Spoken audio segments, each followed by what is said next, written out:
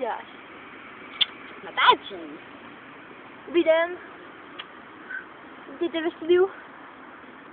Dneska jsme v parku a budeme se dívat na dvě mladé slečny, jak dneska kouří vodní dýmku, která tady nejde vidět. Tam je, a to si tady unají. Dobrý den. Tak jakou dneska máte příchuť? Čokoládu. Jak? Prosím. Čokoládu. Čokoládu. To je hnus. A vy slečno? Já mám margaritu. Margarita, to je směs, že? Povězte nám, jaká směs. Takže to má ta citron. Velice osvěžující, dobrý vkus. Tak vidíme, že mladí už se ve vodních dýmkách vyznají a přepínám zpátky do studia. Tak, už jsme viděli malou ukázečku na vodní dýmku, jak to vypadá ve Finském parku, ale dnes se podíváme do menší vesničky, kde se narodilo hřízátko u pana Josefa Šťastného.